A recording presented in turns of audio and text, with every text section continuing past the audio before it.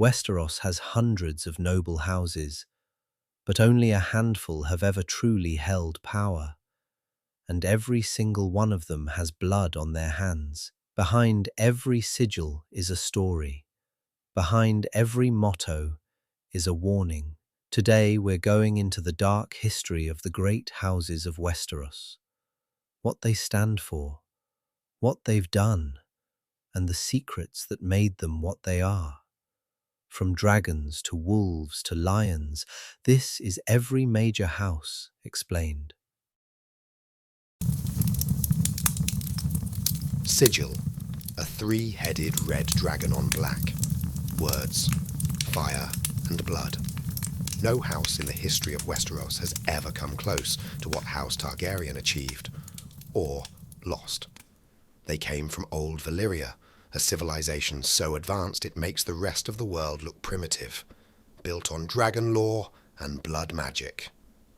When Valyria destroyed itself in a cataclysm no one fully understands, the Targaryens alone survived, because they had already sailed to a rock off the coast of Westeros called Dragonstone.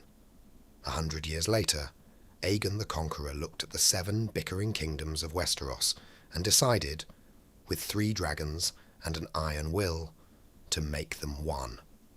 He succeeded. What the Targaryens could never conquer was themselves. The Dance of the Dragons, their civil war, killed most of their dragons and broke the dynasty's back. By the time Robert's rebellion ended their rule, they were already a shadow of what they had been. Fire and blood isn't just a motto, it's a prophecy. Everything they built, they eventually burned.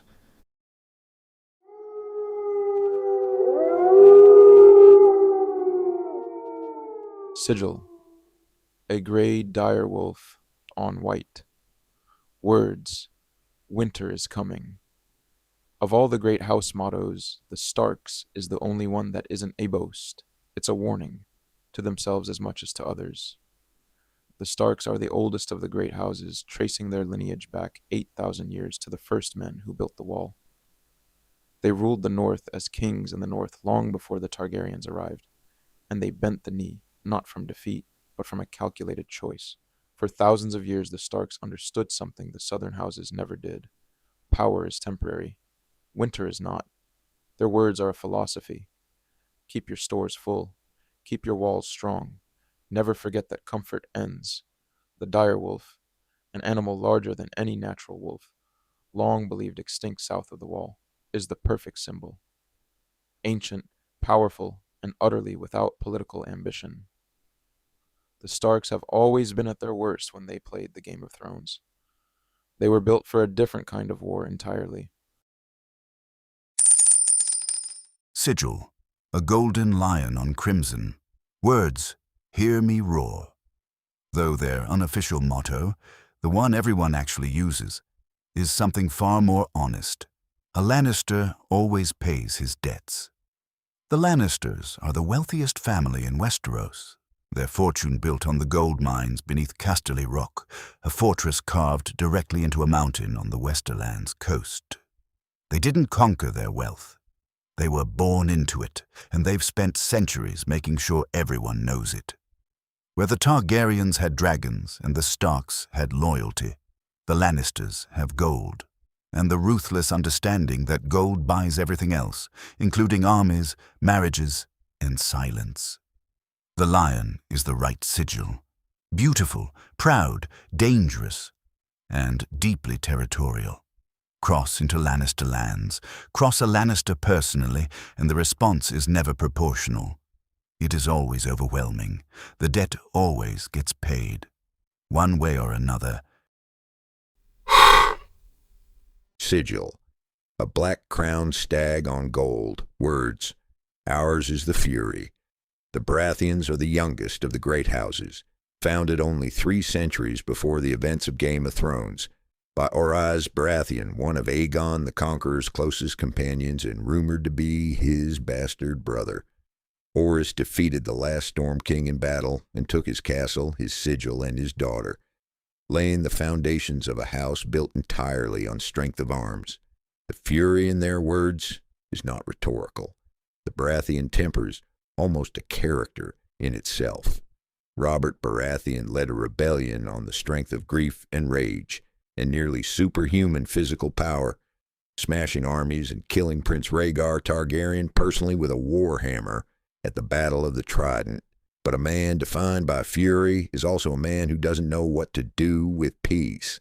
The stag is a powerful animal. It is also an animal that exists to be hunted.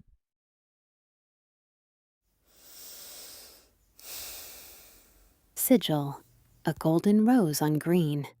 Words, growing strong. Of all the great houses, the Tyrells are the ones most likely to make you underestimate them, and they know it. Highgarden, their seat of power in the Reach, is the most fertile land in Westeros.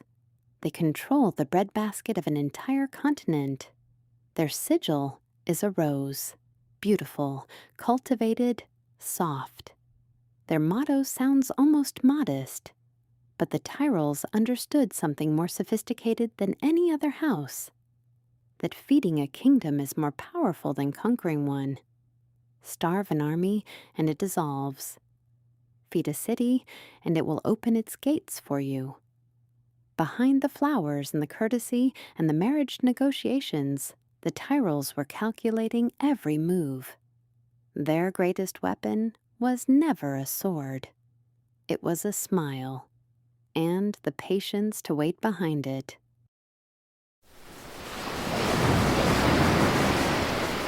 Sigil, a golden kraken on black.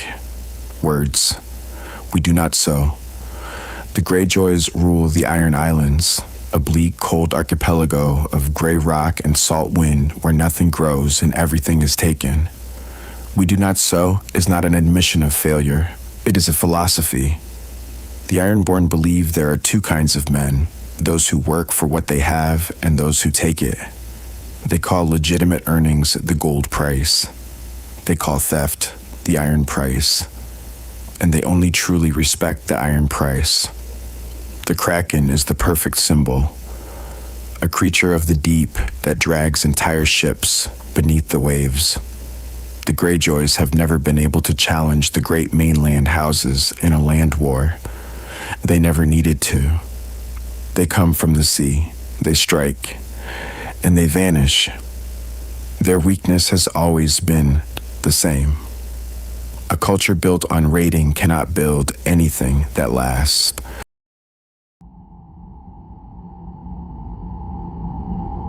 Sigil, a gold spear piercing a red sun. Words, unbowed, unbent, unbroken. The Martells rule Dorne, the southernmost kingdom, a land of red desert, scorched stone, and the most distinct culture in all of Westeros. They are the only great house that was never conquered by Aegon Targaryen. His dragons burned Dorne. His armies invaded Dorne. And Dorne simply refused to surrender, retreating, guerrilla fighting, and eventually forcing the Targaryens to accept a negotiated union 2 generations later. The spear through the sun is a declaration of that resistance. We have been struck. We still stand. The Dornish are also uniquely egalitarian. Titles passed to the eldest child. Regardless of gender and inheritance, laws give women equal standing. In a world where women are political currency, Dorne is the only place that functions differently. They haven't forgotten, and they haven't forgiven.